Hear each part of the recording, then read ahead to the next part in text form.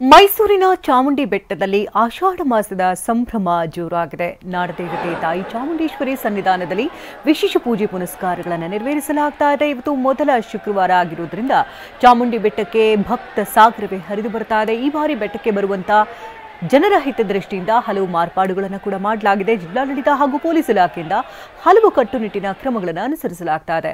ಇನ್ನು ಚಾಮುಂಡಿ ಬೆಟ್ಟಕ್ಕೆ ಬರುವಂತಹ ಭಕ್ತರಿಗೆ 4 ಕಡೆ ಪ್ರವೇಶಕ್ಕೆ ವ್ಯವಸ್ಥೆಯನ್ನು ಕಲ್ಪಿಸಲಾಗಿತ್ತು.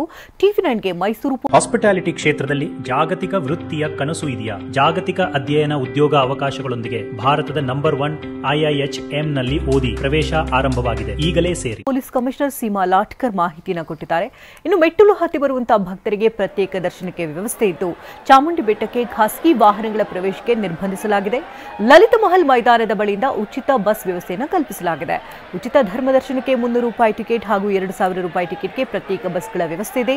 ಲಲಿತ ಮಹಲ್ ಮೈದಾನದ ಬಳಿಯೇ ಟಿಕೆಟ್ ವಿತರಣೆ ಮಾಡಲಾಗ್ತಾ ಇದೆ. ಇನ್ನು ಬೆಟ್ಟದ ಮೇಲೆಯೂ ದರ್ಶನಕ್ಕೆ ಪ್ರತ್ಯೇಕ ದ್ವಾರಗಳ ವ್ಯವಸ್ಥೆ ಇದ್ದು ವಿವಿಐಪಿಗಳಿಗೆ ಬೆಳಗ್ಗೆ 5 ರಿಂದ 10 ಒಳಗೆ ದರ್ಶನಕ್ಕೆ ಅವಕಾಶವನ್ನು ಕಲ್ಪಿಸಲಾಗಿದೆ.